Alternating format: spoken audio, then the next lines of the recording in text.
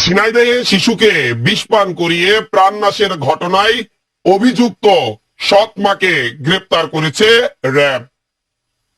ঝিনাইদহের কোটচাঁদপুরে সৎ মা কর্তৃক শিশুকে বিষ পান করিয়ে প্রাণনাশের ঘটনায় অভিযুক্ত সৎ মা হুমায়রা খাতুন বন্যাকে গ্রেপ্তার করেছে ঝিনাইদহ র্যাব ৬। গত রাত ১টার দিকে অভিযান চালিয়ে মহেশপুরের শিশুতলা এলাকা থেকে তাকে আটক করে র্যাব।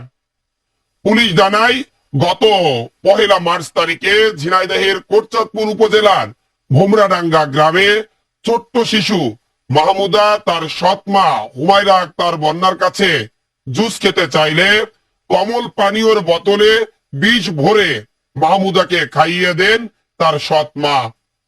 স্থানীয়রা তাকে উদ্ধার করে প্রথমে কোটচাঁদপুর উপজেলা স্বাস্থ্য কমপ্লেক্সে এবং পরে ঢাকা মেডিকেল কলেজে নিয়ে গেলে সেখান থেকে তাকে ফেরত দেয়। এরপর চুয়াডাঙ্গা সদর হাসপাতালে ভর্তি করা হলে চিকিৎসাধীন অবস্থায় গত বৃহস্পতিবার তিনি পৃথিবীর মায়া ত্যাগ করে পরপারে পাড়ি জমান।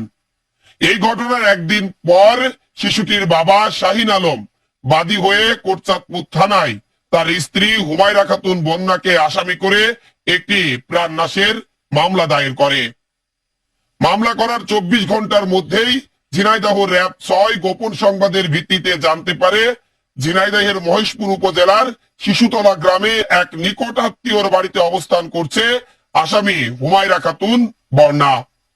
পরে গত রাত ১টার দিকে অভিযান চালিয়ে সেখান থেকেই তাকে গ্রেপ্তার করে কোটচাঁদপুর মডেল থানায় সোপর্দ করে। প্রাথমিক জিজ্ঞাসাবাদ শেষে আসামিকে আদালতে প্রেরণ করেছে কোটচাঁদপুর থানা পুলিশ। সৎ মা কর্তৃক কোমল পানীয়ের সাথে বিষ মিশিয়ে ভিকটিম মাহমুদা খাতুনকে হত্যার অভিযোগে নিয়মিত মামলা রুজু হয়েছে। গত রাত্রে র্যাব ৬ ঝিনাইদহ আসামি বন্যা খাতুনকে গ্রেপ্তার করে রাত্র অনুমান ১টা ৩০ সময় আমাদের কাছে হস্তান্তর করেছে। আসামিকে জিজ্ঞাসাবাদ শেষে বিজ্ঞ আদালতে প্রেরণ করা হইবে। কোটচাঁদপুরের এই ঘটনা আলোড়ন সৃষ্টি করেছিল দেশব্যাপী। সামাজিক যোগাযোগ মাধ্যমে উঠেছিল সমালোচনার ঝড়। সেই ঘটনায় ২৪ ঘন্টার মধ্যে আসামি আটক হওয়ায় কিছুটা স্বস্তি পেয়েছে সাধারণ মানুষ। একদিকে সারা দেশে যেমন ধর্ষণের ঘটনা বেড়ে গেছে, পবিত্র রমজান মাসে মারামারি, হানাহানি, ছিনতাই, চুরি, রাহাজানি, ডাকাতি সবকিছুই যেন আকাশচুম্বী বৃদ্ধি পেয়েছে।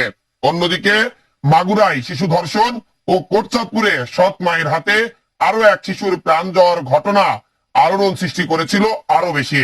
এই সকল ঘটনায় সব আসামিরা আটক হওয়ায় স্বস্তি ফিরেছে জনমনে।